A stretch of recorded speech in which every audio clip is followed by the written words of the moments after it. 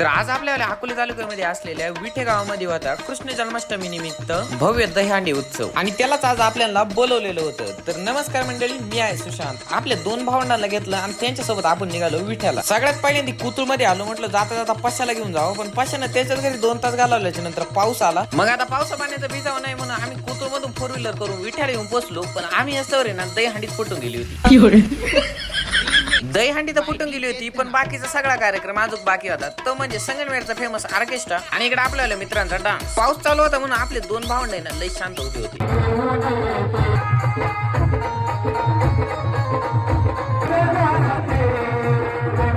तेवढं झाल्याच्या नंतर मग आम्ही गेलो दत्त मंदिरामध्ये दर्शन घेण्यासाठी. दर्शन वगैरे घेतलं. इकडे आपल्यावाली सगळी अकोल्याची ब्लॉगर कम्युनिटी तसेच रील स्टार येल होते. मग इथं आमच्याला सगळ्यांचा एक छोटासा सत्कार करण्यात आला. तसंच अकोल्याचे एक मीडियावाले आलेले होते. त्यांनी आमच्या सगळ्यांची इथं मनोगत विचारलं मंदिराबद्दल. शेवटला सगळ्यांसोबत फोटो वगैरे काढले आणि त्यानंतर आपण मंदिराची एक सिनेमॅटिक बनवली. तेवढी एकदा नक्की बघून घ्या.